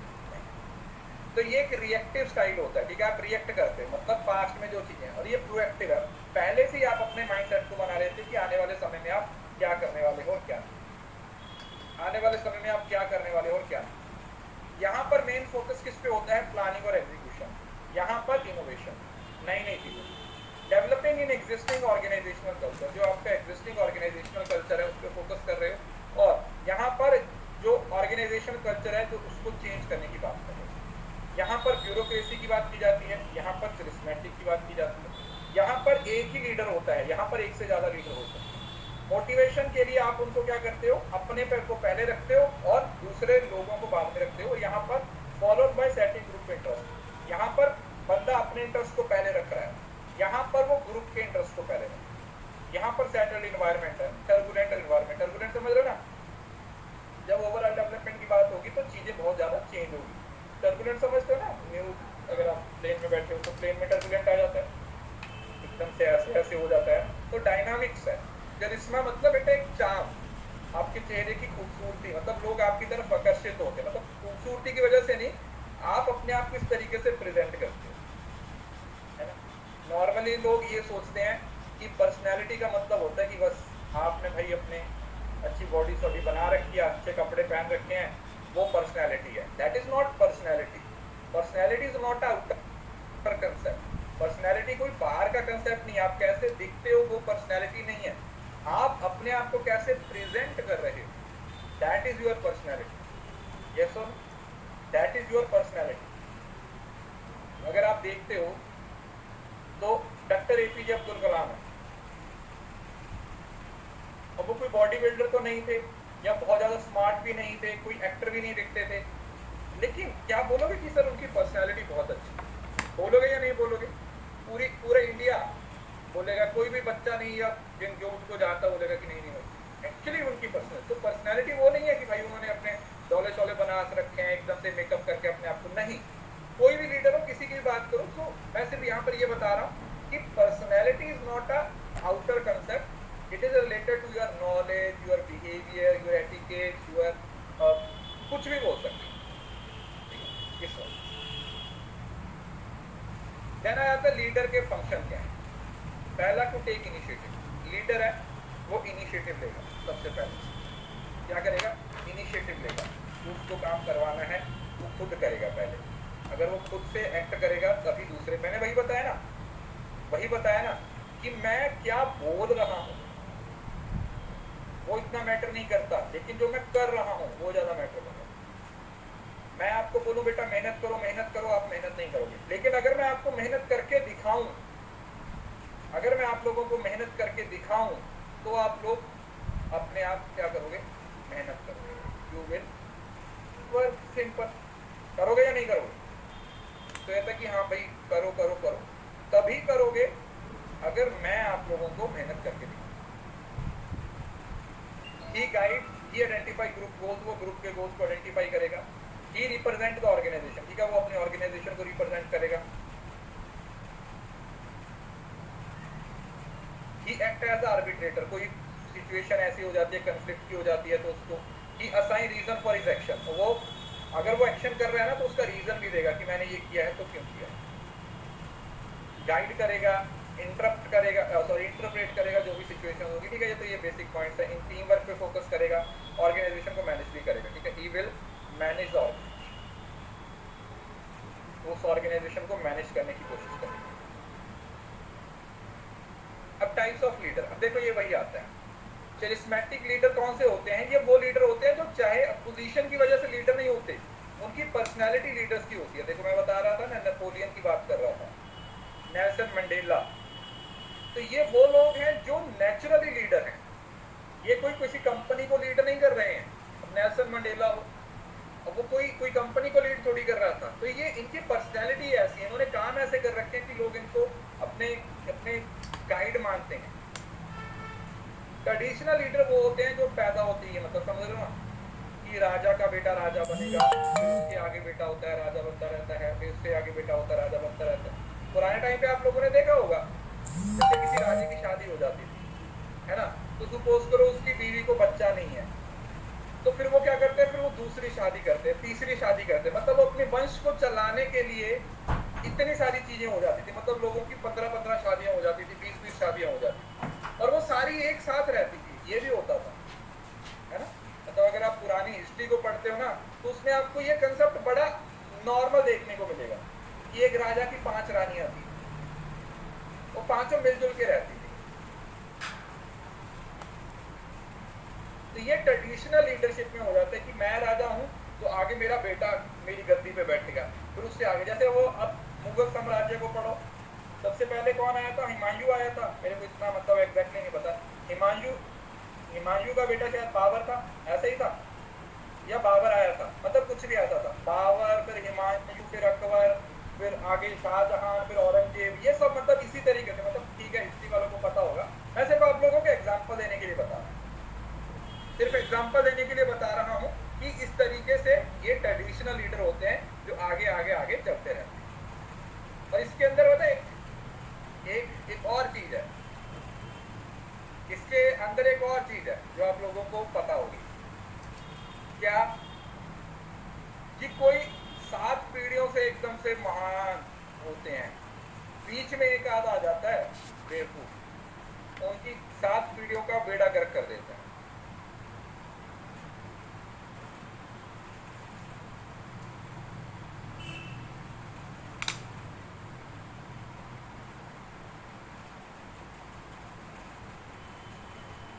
है ना, होता या नहीं होता, इस वजह, तो वो चीजें हैं। तो ये ट्रेडिशनल लीडर होते हैं। देन आ जाता है सिचुएशनल लीडर। मैंने जैसे अभी आपको बताया था कि आपको सिचुएशन के अकॉर्डिंग क्या करना पड़ता है, एक्ट करना पड़ता है। You have to act according to situation. क्या करना पड़ता है, आपको सिचुएशन के अकॉर्डिंग एक्ट करना पड़ता है। अपॉइंटेड लीडर जो अपॉइंट किया जाता है, जो अपनी पोजीशन की वजह से लीडर होता है, समझ रहे हैं? जैसे मैनेजर हो गए, सीईओ वगैरह हो गए ना, सुपरवाइजर, तो ब्यूरोक्रेसी में इनको सिचुएशन अपॉइंट किया जाता है। देन आता है फंक्शनल। फंक्शनल मतलब जो अपने फंक्शन के बेसिस पे, जो अपने काम के बेसिस पे, जो अपने एक्सपर्टीज के बेसिस पे लीडर बनता है। किसके बेसिस पे? एक्सपर्टीज के बेसिस पे क्या बनते हैं, जो लीडर बनते हैं। They become leader on the basis of their expertise। वो एक्सपर्ट होते हैं उस काम में, इस वजह से वो क्या करते हैं, वो लीडर बनते हैं। क्या होते हैं, एक्सपर्ट होते हैं अपने किसी भी फील्ड में, इस वजह से वो लीडर बनते हैं। लीडर और मैनेजर का डिफरेंस है, ठीक है, इसको पढ़ना होगा तो पढ़ लीजिए, मैं होमवर्क लिख देता हूँ, क्योंकि मैनेजर के बारे में हम डिटेल में पढ़ चुके हैं। मैनेजर बेसिकली काम पे फोकस करता है, लेकिन जो लीडर होता है वो आगे, मतलब वो सिर्फ पास्ट की तरफ देखता है मैनेजर, और जो लीडर होता है वो फ्यूचर की तरफ देखने की कोशिश करता है। कहाँ पर? फ्यूचर की तरफ देखने। 1 मिनट का ब्रेक ले लो, फिर इसको आगे कंटिन्यू करते हैं। 1 मिनट का ब्रेक ले लीजिए, फिर इसको आगे कंटिन्यू करते हैं।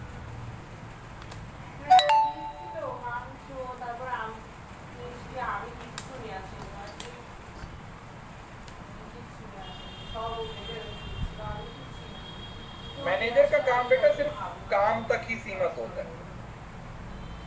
मैनेजर का काम एडमिन तक होता है, एडमिनिस्ट्रेशन के काम तक होता है।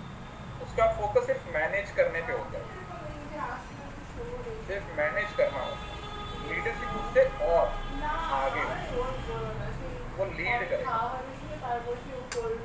उसका फोकस लीड करने पे। तो मैनेज और लीड में फर्क है। मैनेज सिर्फ काम पे फोकस हो, लेकिन जब लीडर की बात होता है ना तो वो उससे बहुत बड़ा कर सकता है।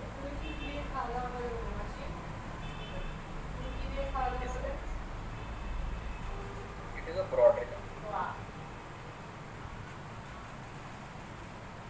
स्पेशल क्लास डेली करते हैं। अभी इस महीने से कुछ चीज़ों को चेंज करेंगे।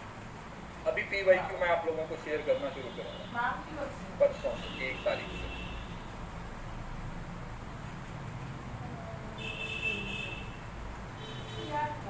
अरे बताया ना, ये पिछले 5, 7, 10 दिन से चीज़ें कैसे चेंज हुई हैं, तो उसकी वजह से थोड़ा सा बिगड़ गया था सिस्टम। तो कोशिश कर रहे हैं चीज़ों को सही करने। तो अभी भी वैसी ही है, लेकिन ये है कि आप लोगों का नुकसान नहीं होना चाहिए। 2-4 दिन 5 दिन काफ़ी डिस्टर्ब रहे उस चीज़ को लेकर, लेकिन वही है कि अब जब तक आपका बैच ख़त्म नहीं होता तब तक आप लोगों का नुकसान नहीं करेंगे। एक बार बैच ख़त्म हो जाए उसके बाद कोई डिसीजन लेंगे।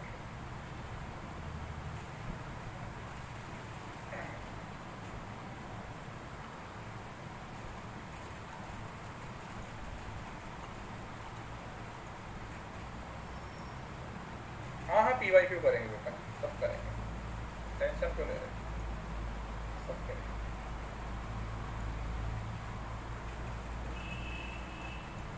मोस्ट प्रोबेबली नवंबर तक खत्म हो जाएगा।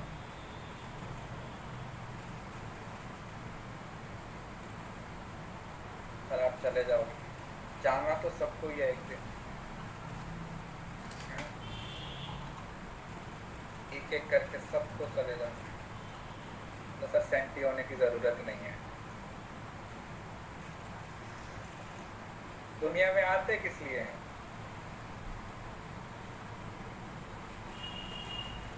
तो मैंने कहीं पे पढ़ा था कि जिंदगी तो झूठ है, जिंदगी का सच मौत है।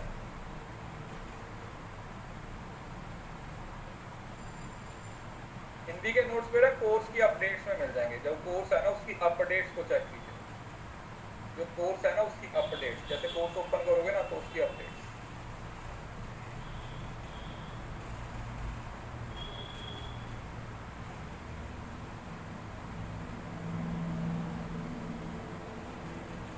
चलो आगे बढ़ो। अब लीडरशिप पर पावर, ये तो पढ़ चुके हैं, ठीक है। अभी मैं ये नहीं पढ़ाऊंगा लेजिटिमेट रिवॉर्ड पावर कौन सी होती है, रेफरेंट पावर पढ़ा ना। ये तो इसी कोर्स में पढ़ के आए थे हम। कहाँ पर? जो अथॉरिटी डेलीगेशन वाला, डेलीगेशन अथॉरिटी वाला टॉप, अथॉरिटी वाला टॉप, उसमें हमने इसको क्या किया था, कवर किया अथॉरिटी। अब आता है थ्योरीज ऑफ लीडरशिप। अब ध्यान से समझना मेरी बात को। इसकी 10-15 थ्योरीज है, 10-15-20 ही होंगी। तो ये तो पॉसिबल नहीं है कि एक ही बार में ये सारी थ्योरीज हमें क्या हो जाए, याद हो जाए, ठीक है। जैसे मोटिवेशन की थ्योरीज थोड़ी आसान है, क्योंकि मोटिवेशन की थ्योरीज में ज़्यादा कुछ होता नहीं है। लेकिन लीडरशिप की थ्योरीज थोड़ी सी कॉम्प्लेक्स है, या ये समझ लीजिए कि इसमें ज़्यादा थ्योरीज हैं। तो इट इज़ नॉट पॉसिबल कि आप एक बार पढ़ के इन सारी थ्योरीज को क्या कर लो, याद कर लो। तो तरीका क्या है कि आज आप इन सारी थ्योरीज को क्या कर लो, एक बार पढ़ लो।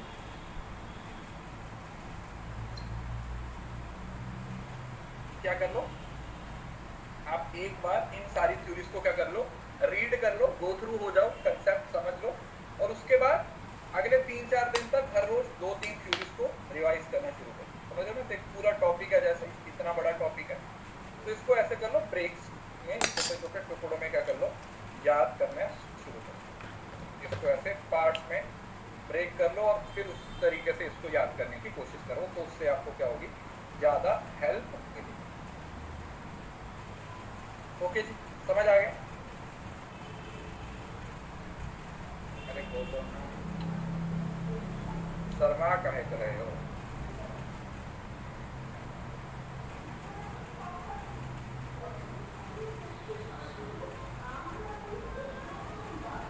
क्लियर?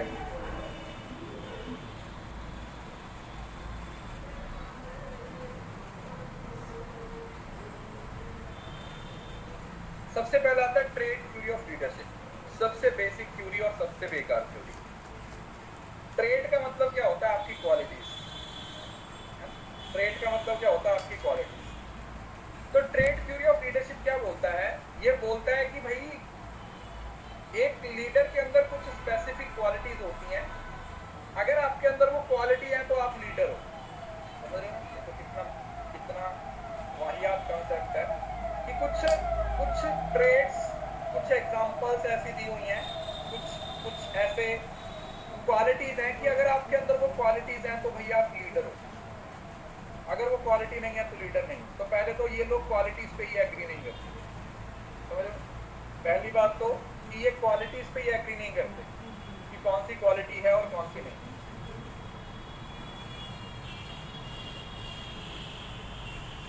तो trait associated with great leadership, तो ये बोलते हैं कि कौन कौन सी क्वालिटी। आपका इंटेलिजेंस होना जरूरी है, लोगों के साथ कैसे डील कर रहे हो, अच्छा डिसीजन लेते हो, क्रिएटिविटी है, कॉम्पिटेंसी है, ट्रस्टवर्दीनेस। तो ये बोला जाता है। अब हर किसी ने, हर ऑथर ने अपने हिसाब से ट्रेट दे दिए, किसी ने 4 ट्रेट दे दिए, किसी ने 16 ट्रेट दे दिए। तो अब इस वजह से इस थ्योरी को एक बड़े लेवल पे क्या किया जाता है? क्रिटिसाइज किया जाता है। बोले सर क्रिटिसाइज क्यों किया जाता है? क्रिटिसाइज इसी वजह से किया जाता है क्योंकि आपके अंदर एक क्वालिटी है और आप बोलो कि मैं तो लीडर हूँ, आप इंटेलिजेंट हो तो इसका मतलब आप लीडर भी हो नहीं ना। जैसे भी रिसेंटली आप लोगों ने एक कंट्रोवर्सी देखी होगी, लॉ के टीचर ने कुछ बोल दिया।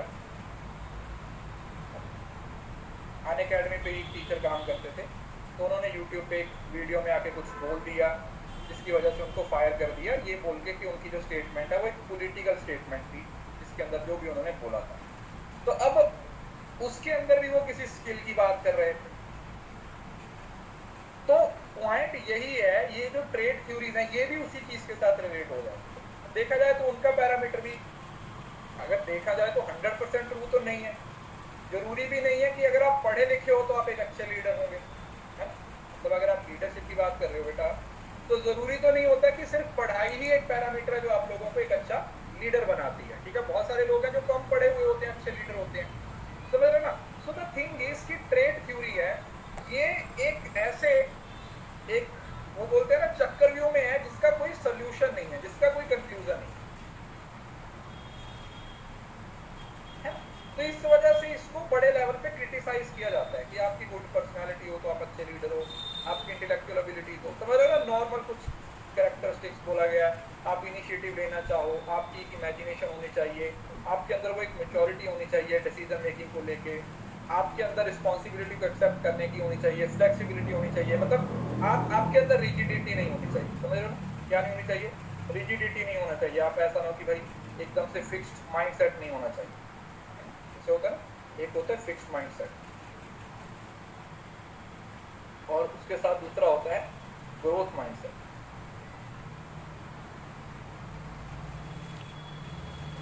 एक फिक्स्ड माइंडसेट होता है और एक ग्रोथ माइंडसेट होता है। तो अगर आपका फिक्स्ड माइंडसेट है ना तो आप ग्रोथ के बारे में नहीं सोचते हो। जब लोग सैचुरेशन पॉइंट पे पहुंच जाते हैं ना तो वो आप लोगों के फिक्स्ड माइंडसेट का पार्ट बन जाते हैं, क्योंकि अब उनको लगता है कि इससे ऊपर तो कुछ है ही नहीं जिंदगी में, मैं कुछ और अचीव ही नहीं कर सकता। लेकिन जब आप ग्रोथ माइंडसेट के अंदर रहते हो तो हमेशा आप लर्निंग फेज में रहते हो। क्या करते रहते हो? लर्निंग फेज में रहते हो, हमेशा कुछ ना कुछ सीखते ही रहते हो, कुछ ना कुछ आप लोग अपना जिंदगी में करते ही रहते हो। You always keep learning, keep moving.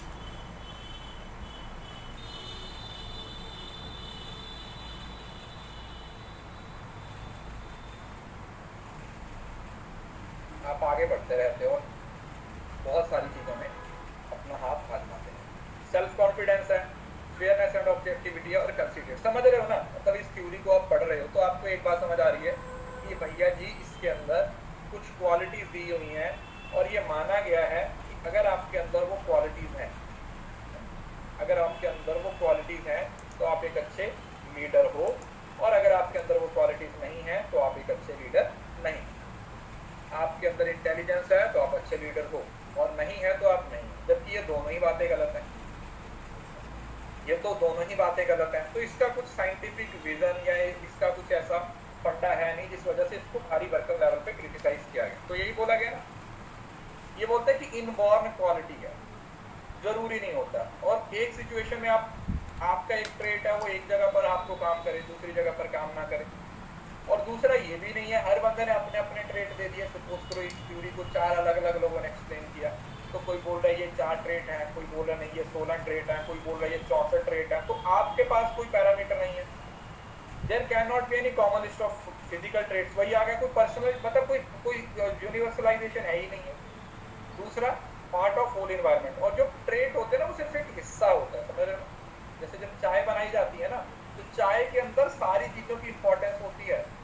चाय में पानी भी है, पत्ती भी है, दूध भी है, शक्कर भी है, इलायची भी है, तुलसी भी है, समझ रहे हो ना। तो हर किसी की अपनी इंपॉर्टेंस है। तो ये बोलते हैं, आप बोलो कि अच्छा चाय में सबसे जरूरी तो दूध है, नहीं, दूध अकेला क्या करेगा। तो वही चीज है, ये क्या बोलते हैं कि जो आपके कुछ ट्रेड्स है ना वो तो एक हिस्सा है आपकी ओवरऑल पर्सनैलिटी, वो तो महज एक हिस्सा है।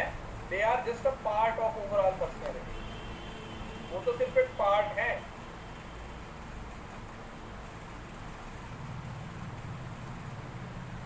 वो तो सिर्फ एक क्या है, पार्ट है। They are just a part. इस वजह से इसको क्रिटिसाइज किया गया।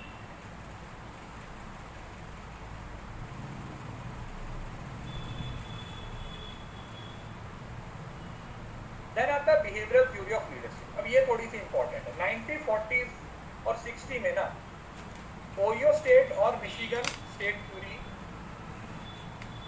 पे कुछ स्टडीज हुई थी, जहां पर पहली बार ट्रेड से ऊपर उठ के बिहेवियर पे फोकस किया गया था। मतलब ये बोला गया था कि एक लीडर है, उसको उसका बिहेवियर लीडर बनाएगा। समझ रहे हो कि एक लीडर किस बेसिस पे लीडर बनेगा, वो किस तरीके से बिहेव कर रहा है, उसका बिहेवियर है उसको एक लीडर बनाता है। पॉजिटिव बिहेवियर है तो वो एक अच्छा लीडर बनेगा, नेगेटिव बिहेवियर है तो वो एक बुरा लीडर बनता है। समझ रहे हो। अगर वो पॉजिटिव बिहेवियर से जाएगा तो वो ज़्यादा अच्छे तरीके से इन्फ्लुएंस कर पाएगा। अगर वो एक नेगेटिव बिहेवियर से जाएगा तो वो एक नेगेटिव तरीके से इन्फ्लुएंस करेगा लोगों को। नहीं, डेट्स याद करने की ज़रूरत नहीं है। तो इसके अंदर कुछ स्टडीज़ होती हैं, जिन स्टडीज़ को यहाँ पर हम स्टडी पढ़ेंगे।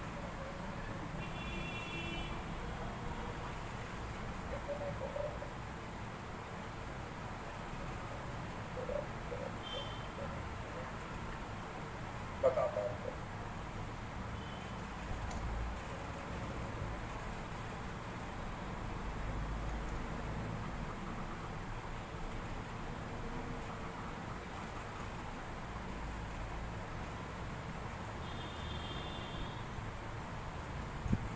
तो इसके अंदर ना, इसके अंदर 3 चीजें हैं, मैं बता रहा हूँ। ये सेपरेटली किसी ने नहीं दी। बिहेवियरल थ्योरी के अंदर 3 तरीके की स्टडी है। सबसे पहली थ्योरी किसकी है, कर्ट लेविन की। दूसरी आती है ओहियो स्टेट, और तीसरी आती है मिशिगन स्टेट। कौन सी, मिशिगन स्टेट। ठीक है। तो पहले कर्ट लेविन। अब कर्ट लेविन की थ्योरी आप ऑलरेडी पढ़ चुके हो। कौन सी है, इसने 3 तरीके की लीडरशिप स्टाइल दे दी है। कौन कौन से, जो अभी हम पढ़ रहे थे।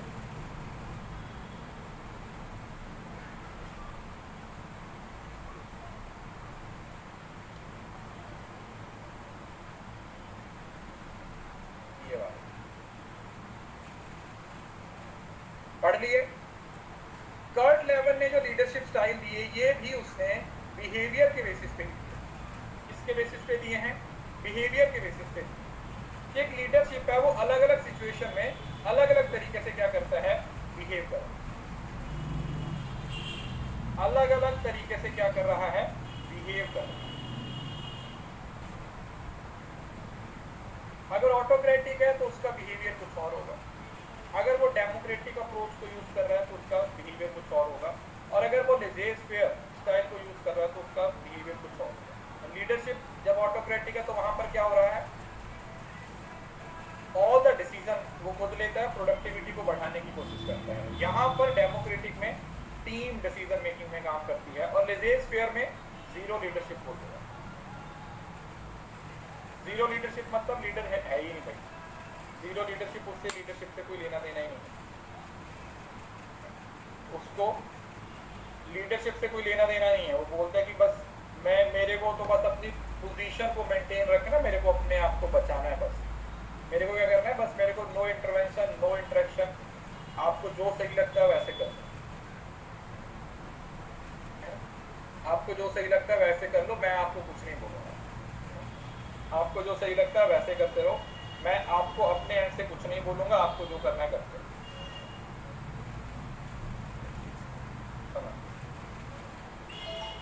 तो ऑटोक्रेटिक, डेमोक्रेटिक और लेजेस फेयर, ये तीन हो गए। उसके बाद सबसे पहला आता है ओहियो स्टेट। देखो अभी इसमें बड़ी इंटरेस्टिंग सी थ्योरी है, मैं बताता हूँ। ओहियो में दो ओ आ रहे हैं ना, ओ शुरू भी ओ से हो रहा है और एंड भी हो रहा है। तो आपने यहाँ पर याद रखना है कि यहाँ पर दो चीजों पे फोकस किया है। ओहियो पे दो चीजों पे फोकस किया है। तो ओहियो एक स्टेट यूनिवर्सिटी है जहाँ पर एडविस फिशमैन ने एक एक्सपेरिमेंट किया या एक स्टडी की, जिस स्टडी के ऑब्जेक्टिव क्या था? सबसे पहले बिहेवियर एग्जिबिट्स बाय लीडर। सबसे, क्योंकि ये बिहेवियर थ्योरी था, तो सबसे पहले यही आइडेंटिफाई करना कि एक लीडर का बिहेवियर क्या है। ठीक है, सबसे पहले कि जो एक लीडर है उसका बिहेवियर क्या है। दूसरा कि वो जो बिहेवियर है उस बिहेवियर का लोगों की परफॉर्मेंस पे और सेटिस्फेक्शन पे क्या असर हो। ओहियो स्टेट थ्योरी क्या बोलती है कि ये देखना कि जो लोगों का जो बिहेवियर है, जब परफॉर्मेंस है, उस पर क्या असर हो रहा है, और इसी के बेसिस पे ये आइडेंटिफाई करना कि इस पर्टिकुलर सिचुएशन में बेस्ट लीडरशिप स्टाइल कौन सा होगा। ठीक है, बेस्ट लीडरशिप स्टाइल कौन सा होगा, which will be the best leadership style. समझ आ गया? ओहियो स्टेट में थ्योरी एक रिसर्च होती है जिसके अंदर लीडर के बिहेवियर को, उस बिहेवियर के इफेक्ट को और बेस्ट लीडरशिप स्टाइल की फोकस किया जाता है। और ओहियो से आप लोगों ने दो चीजें याद रखनी है। अब इसके अंदर जो क्वेश्चनर बनाए गए ना, उसको LBDQ और NOQ दो पैरामीटर्स से स्टडी किया गया। पहला था LBDQ, that is leader behaviour description question. क्या था? Leader behaviour description question were design to tap subordinate perception of the leader behavior। ये किससे फिल करवाए गए? ये subordinate से फिल करवाए गए, ये देखने के लिए कि जो subordinates हैं वो अपने लीडर के बारे में क्या सोचते हैं, कि वो अपने लीडर के बारे में क्या सोचते हैं, what they think about their leader, what they think about their leader, कि वो अपने लीडर के बारे में क्या सोचते हैं, कि वो अपने लीडर के बारे में क्या सोचते हैं, कि हमारा लीडर कैसा है। और दूसरा leader opinion question, leaders perception of own self. तो एक क्वेश्चनर जो लीडर खुद फिल करेगा और दूसरा क्वेश्चनर जो उसके सबॉर्डिनेट फिल करेंगे। लेकिन अल्टीमेटली स्टडी किसकी की जा रही है? स्टडी सिर्फ और सिर्फ किसकी की जा रही है? लीडर की ही की जा रही है। यस, जो स्टडी की जा रही है वो किसकी की जा रही है बेटा? वो सिर्फ और सिर्फ उस लीडर की ही की जा रही है कि वो लीडर है वो कैसे चीज़ों को देखता है, कैसे उसकी परसेप्शन है। ओपिनियंस वही दिए जाते हैं।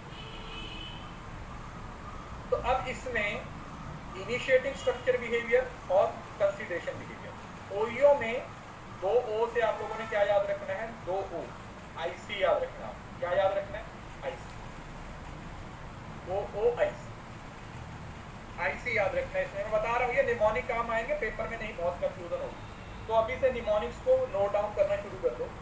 तो इसने बोला कि 2 तरीके के लीडरशिप स्टाइल हमें देखने को मिलेंगे, एक होगा इनिशिएटिंग स्ट्रक्चर और दूसरा होगा कंसीडरेशन।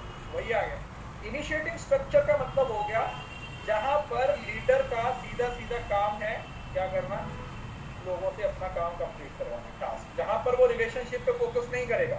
वो किस चीज पे फोकस करेगा, वो इस चीज पे फोकस करेगा कि उसको अपने नीचे वाले लोगों से कैसे काम करवाना है, ऑर्डर दो और काम पूरा करो। क्या करो, नीचे वाले लोगों को ऑर्डर दो और उनसे क्या करो, उनसे काम, टास्क पूरा करवाओ।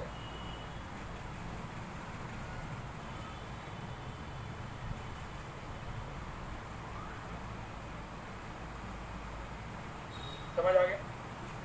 दूसरा आ जाता है कंसिडरेशनल बिहेवियर। यहां पर वो लोगों के साथ फ्रेंडली रिलेशन बिल्ड करने, वही आगे 2 पॉइंट मैंने बताया था।